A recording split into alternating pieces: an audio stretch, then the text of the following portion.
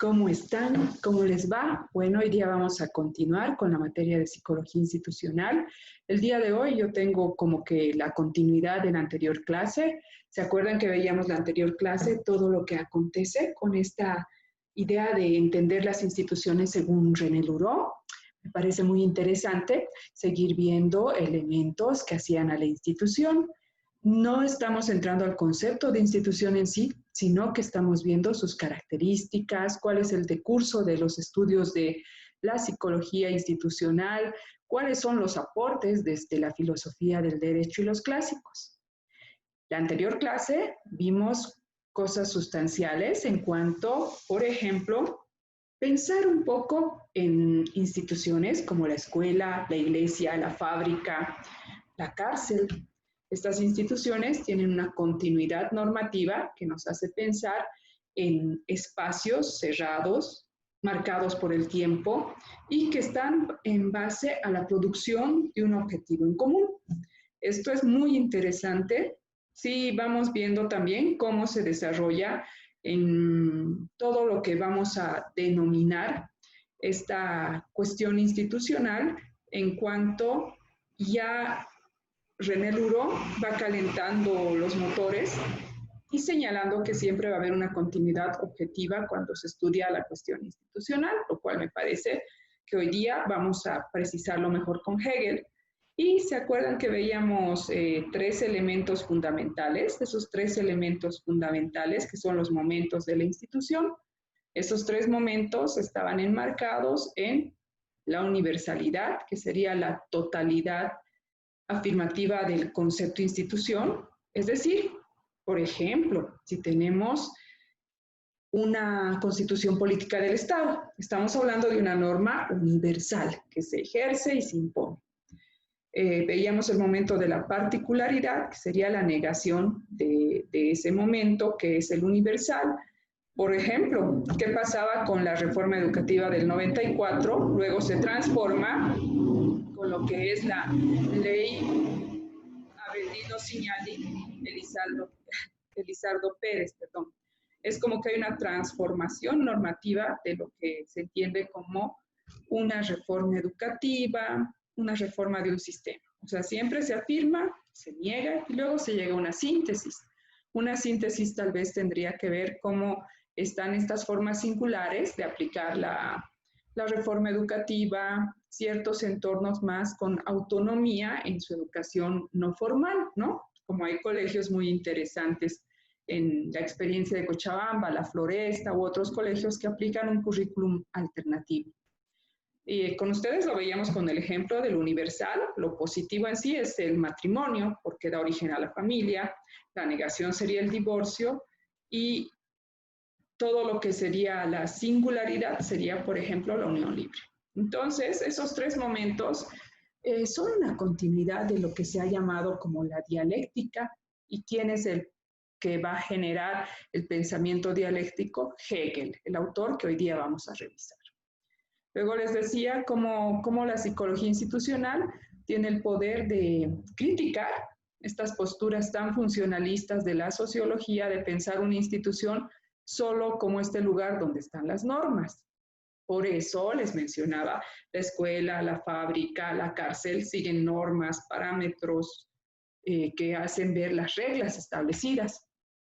Pero ya Luró dice, no hay que sospechar de solo buscar la adaptación del sujeto, lo normativo. Por eso viene Carlos Marx y nos da esta crítica a la sociología funcionalista que buscaba que el hombre se adapte a un sistema. Marx dice, no, las instituciones son el lugar del conflicto, de la lucha de clases, de todo lo que está ocultándose y la explotación del hombre por el hombre.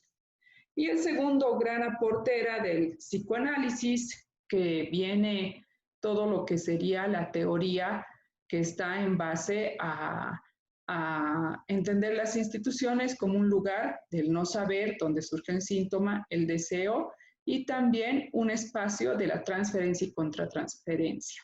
Entonces tenemos a Carlos Marx con esta crítica que va a decir hay que entender las instituciones como lugar donde se ejerce el poder, y tenemos a Freud con esta idea de donde sería el estudio del síntoma institucional. Luego nos introducíamos a ver ya el derecho subjetivo, a ver cómo Rousseau, por ejemplo, nos habla de toda esta idea de las instituciones a partir de la palabra como primera institución, el contrato social, la fundación de lo que son los estados-nación en base al pueblo soberano en acuerdo con el gobernante y la democracia. Entonces, hasta aquí es lo que hemos visto la primera clase. Ustedes paulatinamente están buscando, investigando y trabajando el concepto de institución desde varios autores. Eso es muy importante. Cuando ustedes ya entren a su práctica institucional, a materias como preventiva, yo quiero que tengan como un abanico donde se encuentren estos conceptos de la institución. Bueno, hoy día vamos a trabajar la concepción del derecho objetivo de Hegel. ¿Qué dice Hegel sobre las instituciones? Es muy interesante su pensamiento y vamos a ver por qué se opone o critica el derecho subjetivo. Vamos a alcanzar a ver también el ensayo de síntesis con Huró. Empezamos entonces.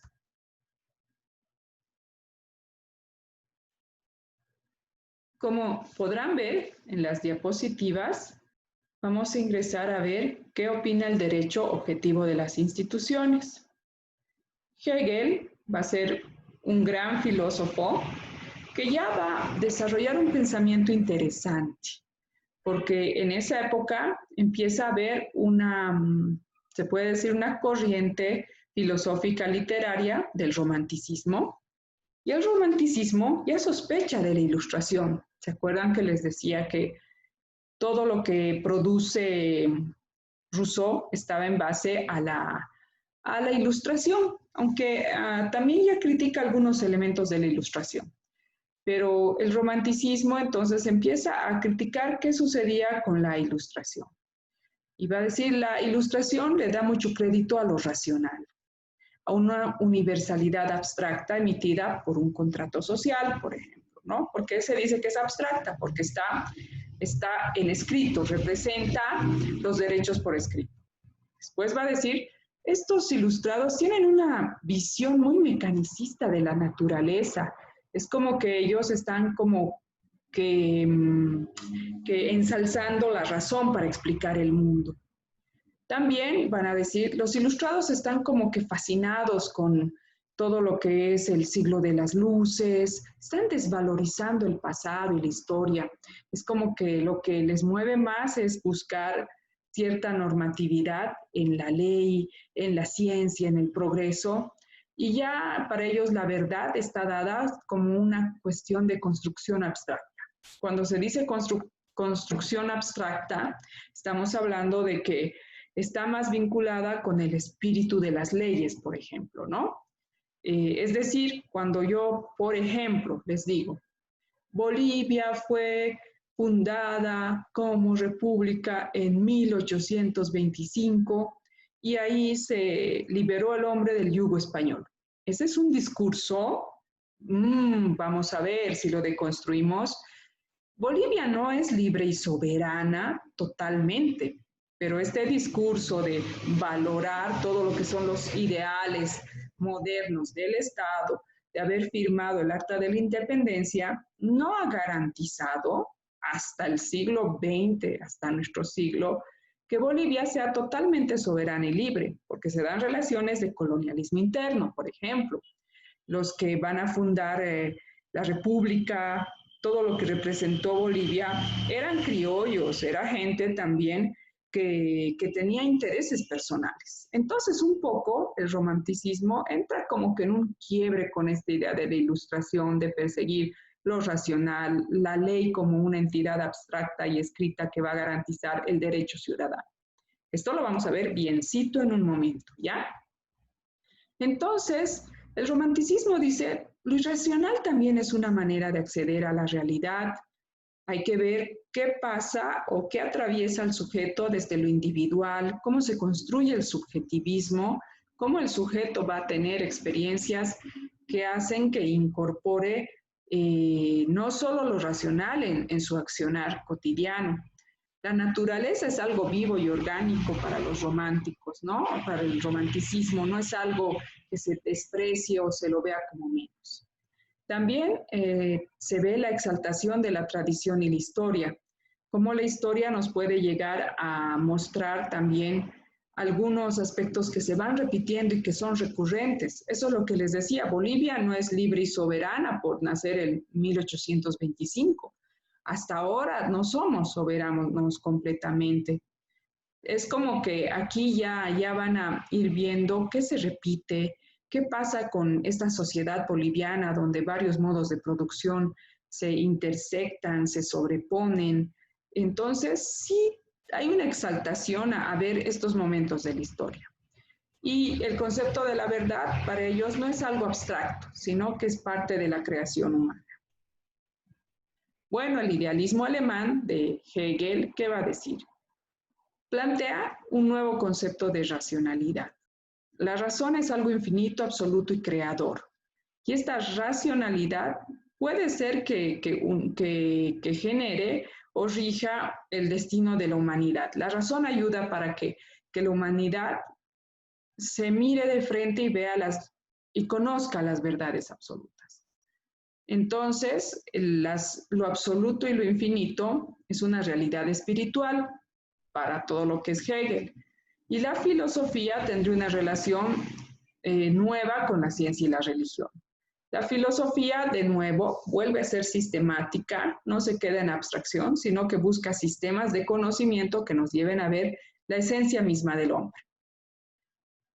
No se asusten, lo vamos a ver con calma conmigo, con lo que voy a ir explicando hoy día y con lo que es un cuento de Kafka, que nos va a ayudar a ver qué es lo esencial, qué nos hace pensar el sistema mismo de la vida y del racionalismo. Entonces, la filosofía hegeliana, ¿qué va a buscar? Va a decir que el filósofo debe construir, encadenar conceptos de manera más objetiva, organizada, sistemática, vuelvo a recalcar, porque es necesario para que esto nos ayude a entender el pensamiento como lo universal y aproximarnos a la realidad. Entonces, ¿qué hace un filósofo? Genera categorías generales, pero que estén en el marco de la realidad, ¿ya? O sea, no es solo buscar al ente, la metafísica, sino más bien es buscar categorías que nos aproximen a la realidad. Y eso es una realidad que se vuelve objetiva al generar categorías para entender qué puedo conocer del mundo. La intención de Hegel es construir sistemas para comprender todo lo que es esta cuestión de lo universal. Entonces, ya vamos a empezar con lo que René Luro nos va a ir mencionando sobre el derecho objetivo. Según Luro, obviamente Hegel se opone al pensamiento de Rousseau porque, ¿qué va a decir?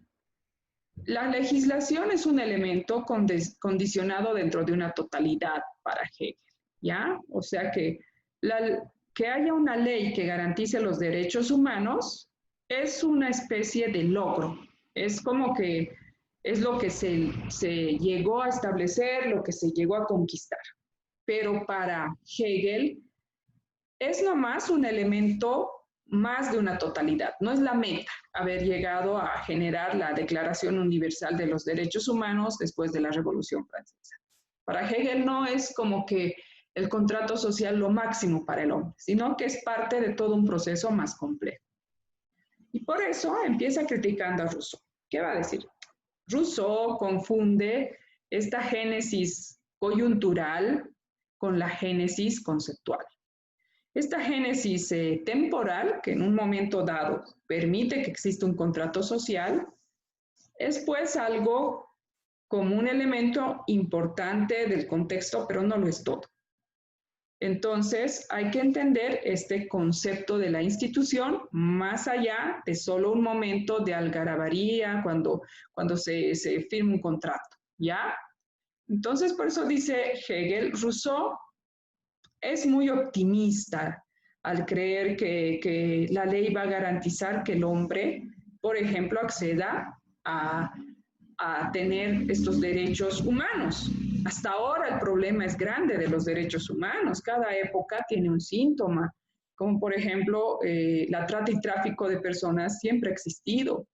El feminicidio también, pero la ley es la que va a dar un nombre, por ejemplo, con la ley 348 del feminicidio como un delito de violencia extrema. Hegel dice, claro, eso sí es importante, pero hay que buscar qué hay más allá, hay que ir como que viendo el concepto mismo de qué sucede con las instituciones de este objetivo. Para Hegel no es suficiente entender que el hombre quiera cambiar el mundo para que el mundo cambie, en otras palabras. ¿Ya? Lo subjetivo no es suficiente para la filosofía del derecho y el estudio de las instituciones, para Hegel.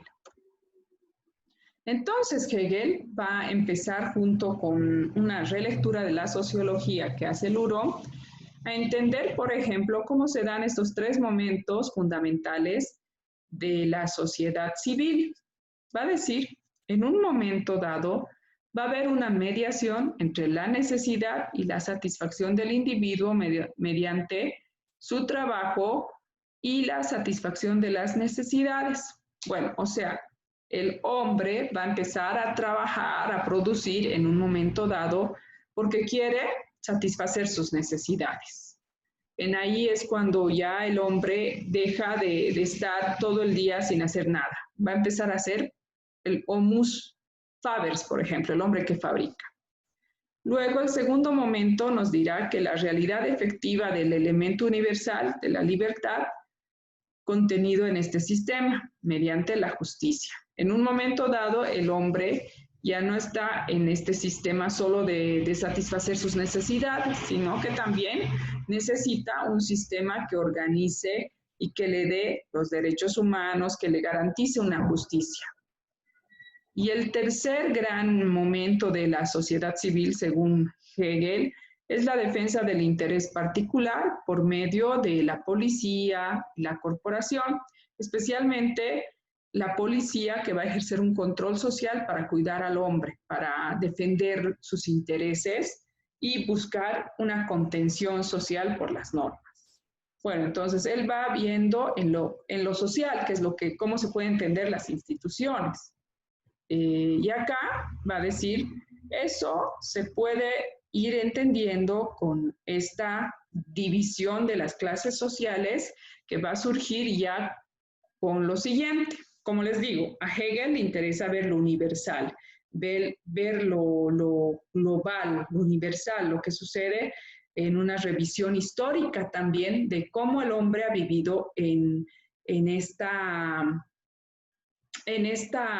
reflexión de las instituciones, de qué derechos ha conquistado, ¿no? Ya les decía, aquí primero es un hombre, el hombre en el modo de producción primitivo, que es lo que buscaba, satisfacer sus necesidades, obviamente, y empieza a generar herramientas o medios de producción para satisfacer sus necesidades.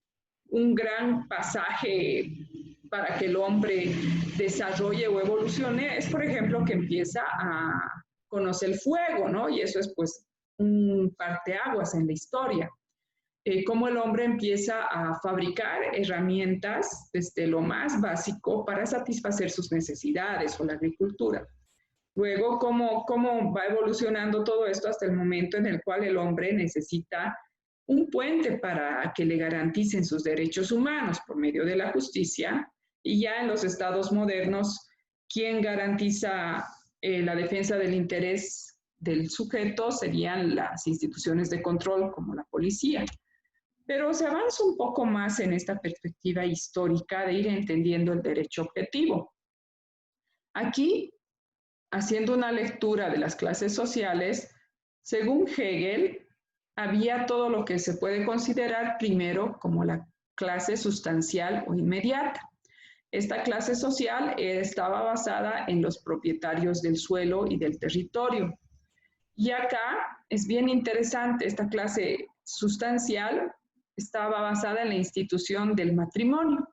¿Por qué? Porque en la edad antigua y media, el matrimonio era una alianza política. Es como cuando Luis XVI se casa con María Antonieta. Ahí no es que hubo un cortejo, un amor así romántico, entre comillas, sino que eran convenios políticos para que de alguna manera se continúe con una hegemonía geopolítica de poder de todo lo que era Francia con Austria. Entonces acá la clase sustancial va a estar basada en el matrimonio y en el latifundio, porque son los dueños del suelo, se da todo lo que son estas instituciones sólidas, que van a generar estamentos, que van a generar formas de ser y de generar, siendo redundante, instituciones sociales. Luego vendría una transformación, especialmente en el siglo XIX, cuando surge la clase industrial. Ya los herederos, los dueños del suelo y todo lo que era esta clase aristócrata, entra como que en crisis, ¿no? Toda la monarquía en realidad entra en crisis. Y lo que sucede es que va a surgir ya la clase industrial. Acá la institución que va a generar todo lo que es un entendimiento de las normas, el derecho objetivo, sería la fábrica. La fábrica como modo de producción que va a organizar el mundo en el siglo XIX. Pero también se va a ir viendo este decurso de las clases sociales y aparece una clase universal muy particular, que es la clase que se denomina como la burocracia, porque ellos ya no eran dueños de los castillos, no eran aristócratas nobles, pero tampoco eran dueños de la fábrica. Esta clase universal que empieza a surgir con el desarrollo del Estado moderno sería la burocracia, el empleado público. Ustedes saben que ahora el empleado público tiene más poder que incluso un coordinador de área o un jefe, ¿no? Es como que bien interesante la frase de Max Weber que dice que la burocracia es el cáncer de las instituciones, porque los burócratas, ¿de qué viven? Son los intermediarios de las necesidades de la sociedad civil, del pueblo. La sociedad civil es la sociedad que conforma el pueblo, que no es una sociedad política, ¿no? Son los empleados públicos, son el puente entre lo que se puede mencionar, esta idea de que nunca hay que hacer enojar a una secretaria porque se pierden tus trámites, ¿no? O sea, tu papelito se oculta, o qué sé yo. Son gente que no tiene poder sobre el territorio, no son nobles y tampoco son industriales, ¿no? Y eso espanta en la sociedad disciplinaria, porque ahora la burocracia es la que piensa al sujeto y la burocracia tiene un papel más técnico. Eso es lo que espanta un poco en esta época, ¿no? Es que hacen un trabajo administrativo, pero el problema es que tienen un control sobre las instituciones. Esto lo vamos a profundizar más, no se queden con el estereotipo de que todos los empleados públicos son gente no idónea en sus puestos, pero sí quédense con la idea del poder que tiene el empleado público, ¿no? Ustedes han visto, en la pandemia nomás era colas por acá, colas por allá, cosas que se podían hacer breves, se hacían pues como que una letanía de trámites. A eso se refiere, ¿ya? No nos pasemos de tema. Entonces aquí tendríamos la clase sustancial, la clase industrial y la clase universal, los burócratas que serían como que los empleados públicos. Y ya entrando en el tema más así, si se puede decir de manera concisa, ¿cuál es la idea central de Hegel?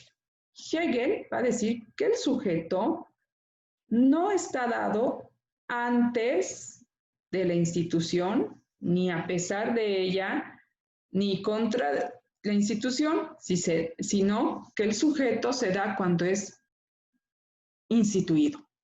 A ver, esto yo les explico con calma.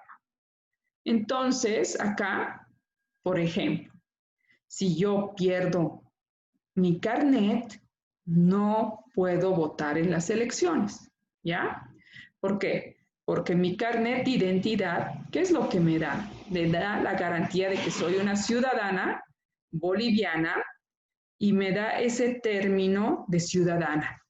Al igual que, por ejemplo, mi hasta mi certificado de nacimiento.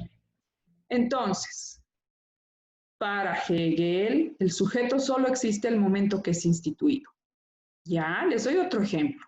Ustedes están en la categoría instituidos como universitarios el momento que se matriculan y tienen un código CIS.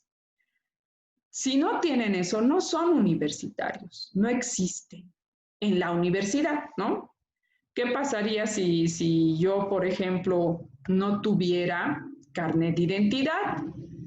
No tendría acceso al derecho ciudadano de cobrar, por ejemplo, un bono, cobrar mi sueldo, ir a los bancos. No existe. Con eso espero que me sigan y me entiendan. Si no, por el WhatsApp igual me pueden seguir preguntando, ¿ya? Es muy interesante esta idea de Hegel. ¿Por qué? Porque va a decir, hay un principio de exterioridad de las instituciones. La religión católica existe antes de que el hombre, de que yo nazca, ¿no? Los judíos, todo lo que es esta cuestión de las religiones, tienen normas ancestrales.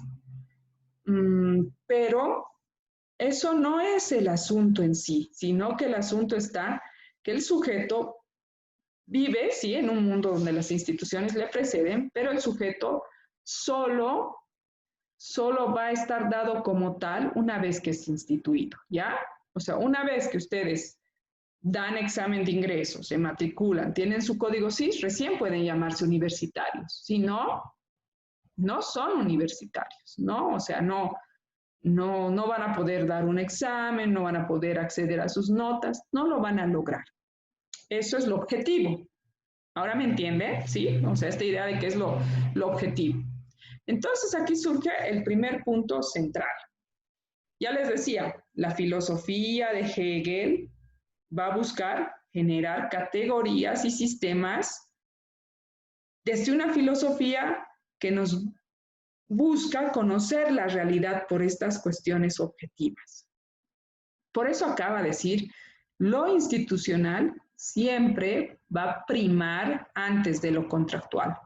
¿Ya? O sea, puede haber un contrato social, lo que sea, pero hay aspectos que hacen que el sujeto sea instituido en un orden. Yo puedo decir, todos somos ciudadanos iguales ante la ley, pero la verdad no se están cumpliendo los derechos humanos, sino ¿por qué se dan estas cuestiones tan fuertes como la discriminación o lo que ha pasado con el COVID, ¿no? Que si tenías dinero podías acceder a ciertos exámenes y si no, pues era como que accedías a pruebas que eran más rápidas. Bueno, eso lo vamos a ver luego en el marxismo, pero es esta idea ya que lo institucional tiene primacía sobre lo contractual porque el sujeto no está dado antes de las instituciones ni en contra de ellas, sino yo soy un sujeto el momento en que he sido instituido. La ley cayó sobre mí con mi carnet de identidad, mi foto que dice Lourdes Saavedra Berbetti, 3794-966, un número, un código. Ahí recién puedo considerarme como ciudadana. Entonces, ya con esto va a decir Hegel que el Estado instituido por la exigencia de la necesidad subjetiva y razón realizada nunca podrá tener como base un contrato social. Bueno, a ver, ¿a qué se refiere? Para Hegel, el contrato social no es suficiente. Si bien es la necesidad de los ciudadanos, la necesidad subjetiva de, por ejemplo, el pueblo soberano que lucha en Francia y lleva al rey a la guillotina y se da todo este movimiento incluso desde que Robespierre maneja todo lo que son las masas, para él eso es algo coyuntural, es parte de, pero un Estado no está basado solo en el contrato social para Hegel. Hegel es más, no es tan optimista como Rousseau. Entonces, para él, la legitimidad trasciende formas de conciencia y del consenso. O sea, la legitimidad de alguien como ciudadano a veces no está solo por buscar un acuerdo entre el gobierno y el pueblo, sino que trasciende otros aspectos. Y esa es la gran pregunta. ¿Qué aspectos? ¿Cuándo el sujeto es instituido? ¿Cuándo el sujeto puede decirse que es parte de un Estado? Esa es la gran pregunta, ¿ya? La gran pregunta. Bueno, ante esta pregunta, Huró y Renard, que son dos teóricos, dos filósofos del derecho, van a empezar a reflexionar y decir, ¿qué pasa con las instituciones? Bueno, Rousseau nos habla de un contrato social que va a generar que las instituciones se funden, se dé un Estado-nación. Hegel dice, el acto de instituir es el que va a generar que alguien sea un sujeto dentro de una institución. El acto de instituir, no el sujeto que quiere o garantiza en una taza de leche, que sería el contrato social, que van a cambiar una institución. Son dos puntos encontrados. Rousseau desde lo subjetivo y Hegel desde lo objetivo. El encuentro de dos tradiciones filosóficas. Huró es muy interesante y esto nos ayuda a deconstruir este concepto desde la psicología. Huró va a decir, veamos cuestiones concretas. ¿Qué es una institución? Una institución, tanto en la filosofía del derecho, en la historia, ¿qué representa una institución? Vámonos al campo de las representaciones, va a decir Huró. No nos quedemos con esta idea de solo la filosofía del derecho. Entonces, aquí, Huró va a decir algo bien interesante. Si nos vamos al campo del estudio de las instituciones, siempre van a tener la categoría de la duración, permanencia en el tiempo. La Iglesia Católica, siglos y siglos. El Vaticano, duración, está en el tiempo. Luego, va a tener una institución la continuidad subjetiva. Con el ejemplo de la Iglesia, cuando digo una continuidad subjetiva, está todo lo que es el imaginario, las representaciones sociales, esta continuidad que nos lleva a entender, por ejemplo, en el mundo católico, la teoría creacionista, todo lo que está en el Génesis, el Pentateuco. Siempre va a haber una continuidad subjetiva, donde el hombre puede representar varios sentidos de lo que es ser parte de la Iglesia. Luego tenemos esta idea de lo real, es decir, que es algo material, el Vaticano, les decía, pensemos en el Vaticano, pensemos en toda esta jerarquía que nos muestra un espacio real que tiene duración y continuidad subjetiva. Los ritos estarían dentro de lo subjetivo, los ceremoniales. Entonces, para Huró, que hace un ensayo de síntesis, hay una operación interesante para que existan las instituciones, y es el acto de fundación. Y cuando se funda una institución, va a decir, se ejercen ciertas, se imponen normas. Mejor, no les complico la figura. Se imponen una serie de normas, un fundamento jurídico, y esto se da en una continuidad que luego se va a ver en una determinada sociedad y en un Estado, ¿ya? O sea, Huró dice, haremos una síntesis. Tenemos las instituciones como algo en concreto que nos ayudan a entender la duración, la subjetividad y este componente de lo real, no en términos lacanianos, cuidado que se me pierdan con esta idea, lo real como lo material, ¿no? Y esto va a generar pues un fundamento jurídico para que exista una determinada institución social. En la Iglesia Católica tenemos el Antiguo Testamento y los 10 mandamientos. Eso es un fundamento que nos dice, no harás esto, no harás el otro, no harás esto, ¿no? Que Moisés recibe los 10 mandamientos. Les estoy dando un ejemplo de la Iglesia para que sea más comprensible. Y Huró ya nos da el primer concepto de institución. Para Huró, una institución es una idea de obra o empresa que se realiza y dura jurídicamente en un medio social. Para la realización de tal idea se organiza un poder que le procura ciertos órganos. Y por otra parte, entre los miembros del grupo social interesado en la realización de esa idea, se producen manifestaciones de comunión dirigidas por los órganos del poder y reguladas por procedimientos. Bueno, eso ustedes lo pueden leer también desde la Wikipedia, desde diversos espacios, ¿no? Pero vamos analizando este concepto de institución. Si ustedes desean, pueden poner ya este concepto de institución en la búsqueda de los conceptos de institución que les he dado esta semana. Bueno, entonces veremos lo siguiente. Primero, con calma. Esta idea que la institución es como una empresa que dura jurídicamente en un medio social. ¿Ya? Aquí está poniendo el rigor, Uro, en la norma, en algo que se impone. ¿Y para qué se impone la norma? Para darle una continuidad y se empieza a organizar con ciertos espacios de poder u órganos de poder, ¿no? Entonces, esto nos ayuda a ver cómo una institución se impone e instituye al sujeto. Eso sería, por eso les puse con naranja, parte del derecho objetivo. ¿Ya? Que yo pertenezco a la universidad una vez que me matriculo y puedo ser parte del centro de estudiantes, de la sociedad científica, pero para ser parte de algo voy a tener que estar en concreto, tener como que un ritual de pasaje institucional, ¿no? El otro día fue como que todo la defensa de trabajos para que haya nuevos integrantes en la SOCEPSI. Entonces, no es que la gente universitaria va a entrar a la Sociedad Científica de Psicología así nomás, ¿no? Siempre va a haber una serie de normativa para recibir a la gente. Pero por otro lado, para que se mantenga una institución, debe haber una comunión entre los integrantes.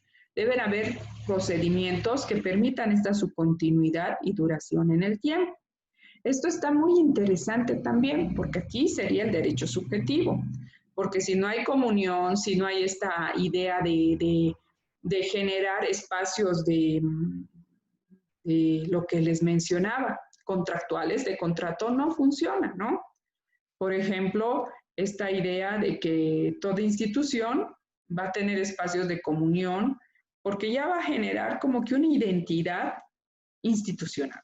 No es lo mismo hablar, por ejemplo, en una institución de educación, como estábamos hablando de la universidad.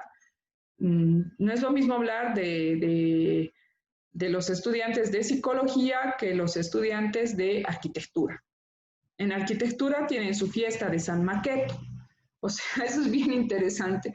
A San Maqueto les rinden culto, hasta tenían su fraternidad, hasta tenían, no su fraternidad, su entrada folclórica y hacían fiesta. En psicología son más agnósticos, creo, ¿no? O sea, ahí hay otras manifestaciones de comunión. Les interesa, por ejemplo, más pertenecer a la nueva escuela lacaniana, no sé qué intereses tienen, ¿no? O sea, asociarse de otras maneras, ¿ya?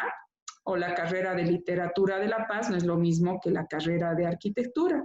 En la carrera de literatura hacen una gran fiesta justamente por Todos Santos y cada semestre tiene un pasante.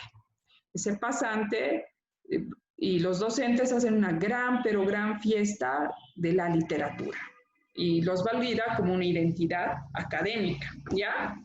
En psicología no tenemos pasantes, ¿no? O sea, en psicología no tenemos a San Freud, digamos, ¿no? Porque Freud critica la religión. No sé, es bien interesante. Una identidad académica interesante tenemos, ¿no? Que no está definida a veces por otro tipo de rasgos. Y eso es la comunión, lo subjetivo. Yo me estoy yendo ahorita, no quiero distraerlos por esos elementos que hacen la subjetividad, que le ponen la marca registrada de la diferencia. Entonces, ¿por qué Uro hace una síntesis entre Hegel y Rousseau? Como les decía, la fundación es un momento clave donde se da el contrato social y para Uro ahí se da el poder de lo subjetivo. Cuando se funda una institución, se genera un contrato social. Ese es el punto clave para Huró, y eso lo rescata de Rousseau. Por ejemplo, en Bolivia, para inaugurar algo, siempre hacen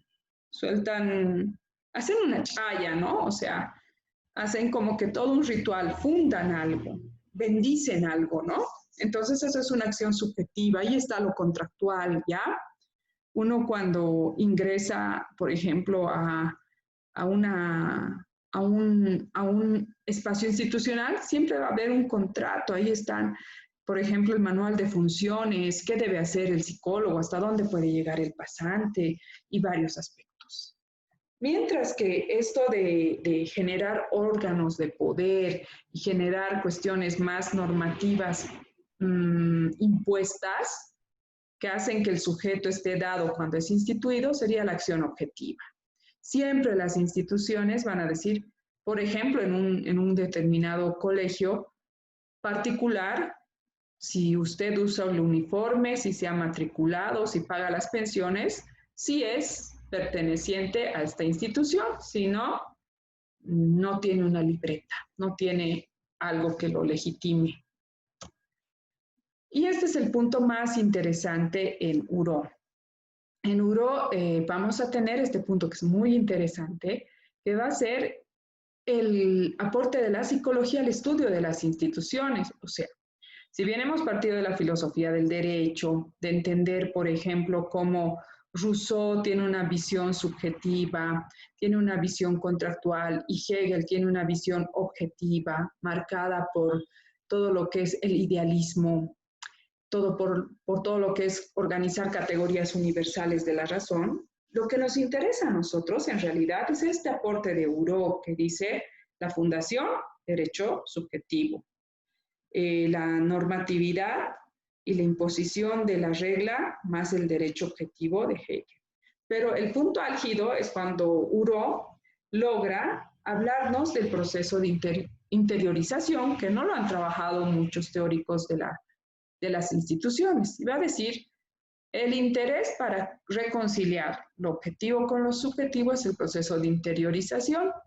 Y el proceso de interiorización tiene dos características, más que características, elementos fundamentales. El proceso de incorporación, que sería la continuidad objetiva, introyectar la norma institucional, ¿ya? Es como les decía, si yo ingreso a la universidad, tengo mi código CIS, tengo mi CARDEX, es esta norma institucional que me garantiza que soy universitario, ¿no? Y que no he violado la autonomía. Ojo, esta es también una norma que se pide cuando quieren ser consejeros estudiantiles o demás. Pero no es solo la norma lo que existe, lo que prima el objetivo, sino que también está el segundo elemento, que es la interiorización. De la interiorización, que es la personificación, ¿ya? Primero está la incorporación de la norma, pero también la personificación, la continuidad subjetiva. Esto se refiere a cómo yo estoy asimilando la norma, pero le pongo el sello de una proyección individual, subjetiva. Ya les decía, todos son universitarios, ahí está un universal. Todos los matriculados en el sistema sí son universitarios, pero no es lo mismo hablar de la carrera de psicología que la carrera de literatura. O sea, no es lo mismo hablar de la carrera de arquitectura que la carrera de medicina. ¿Por qué? Porque hay una proyección individual. Ya les decía en arquitectura que creen en San Maqueto, en literatura que creen en las ñatitas, en esas calaveritas que hacen una gran preste, una fiesta deliciosa. Bueno, este año no va a haber fiesta. Bueno, ya no importa. O sea, esta idea subjetiva, ¿ven? Yo ya me estoy dejando llevar por la subjetividad porque cada año a mí me invitaban a esta fiesta y nunca logré como que acceder. Eso sería la subjetividad, la proyección individual. O sea, las instituciones, según Huró, y yo les digo, si desean pueden poner ese concepto en su búsqueda de conceptos que están realizando. Está en el texto cuando hablamos de ensayo de síntesis, Huró está ahí, pueden retomarlo para su búsqueda porque es muy interesante, porque reconcilia la tradición del derecho objetivo y lo subjetivo. Y en última instancia, es una dialéctica, ¿ya? No se puede hablar solo de esta continuidad subjetiva o solo de la continuidad objetiva. Cuando ustedes hagan su práctica institucional, van a tener un manual de funciones que les diga el practicante de psicología solo puede venir 4 horas, solo puede acceder a estas reuniones. O sea, eso ustedes tienen que saberlo para que luego ustedes puedan personificar en la institución y decir, no, yo como psicólogo educativo no me quedo en el aula, también quiero ir a las reuniones de la escuela de padres para ver cómo se da esta relación e interacción sistémica entre los actores de esta comunidad escolar, ¿ya? O sea, es una dialéctica, lo subjetivo y lo objetivo, lo objetivo y lo subjetivo. Bueno, y eso es lo importante, ese es el gran aporte de Uro. Entonces, con esto, hoy día nos quedaríamos aquí. Hoy día nos quedamos con esta idea de lo que es el ensayo de síntesis, qué significan las instituciones para el derecho objetivo. Y este semestre, como ya está como que estamos buscando la mejor versión de nosotros mismos. Bueno, yo eso quisiera lograr desde mi materia, ¿no? El día viernes voy a subir otro video que tiene que ver con marxismo e instituciones. Y el día viernes voy a subir un texto que es fundamental y brutal, es un cuento de Kafka, que es Ante la Ley, que nos ayuda a entender toda esta dinámica del derecho subjetivo y objetivo. Ustedes tranquilos, continúen haciendo los trabajos por la plataforma Moodle. Esta semana es para constatar quiénes están, quiénes no están. Ahora me pidieron 3 personas que los habilite y estoy constantemente con Mario Antesana viendo qué soluciones se pueden dar. La idea es que por favor no se estresen ni entren en una cuestión de pánico si no estoy en la plataforma Moodle, ahí está lo normativo, ahí está lo objetivo, me voy a aplazar, ¿no? No, pues tampoco. Yo, si no les respondo ese rato, es porque no puedo llamar a cada rato a Mario para decir, inscríbalos, que falta fulanito, menganito. No, yo hago como que escucho lo que me dicen y hoy día ya mandé la lista de los estudiantes, les he mandado audios, algunos ya no he alcanzado. Y estamos en eso. Eso sería el derecho objetivo. Ahí está. Pensar que si no estoy en la plataforma Moodle de la materia institucional, me voy a aplazar, voy a perder mi ajayu, ¿no? Eso no. Siempre hay una alternativa. Por ejemplo, si de alguna manera no se pueden inscribir en la plataforma Moodle, vamos a ver de que son casos especiales. Y eso se ve en el transcurso de la materia. Estamos arrancando, ¿ya? El anterior viernes yo no les he dado mi clase así virtual porque estaba tomando examen de mesa. Igual, ya he tomado el examen, ya he entregado la nota, trato de estar con el derecho objetivo, pero también está el derecho subjetivo, ¿no? La subjetividad de algunos grupos y de algunas personas, ¿ya? Entonces, vamos avanzando. Ya he subido el trabajo en la plataforma Moodle, les comparto siempre por el WhatsApp y por el Facebook. O sea que estamos triangulando también la información. El viernes subo un audio visual del marxismo y el obstáculo institucional. Entonces, tranquilos, yo siempre que suba a YouTube les aviso en las redes sociales. Conmigo nos vemos, sigan cuidándose, la pandemia no es que haya desaparecido, continúa entre nosotros y hay que buscar las maneras de tener todo lo que son los protocolos que nos permitan seguir aquí. Bueno, hasta luego, nos vemos la próxima clase y como siempre, cualquier cosa estoy para escucharlos. Chao.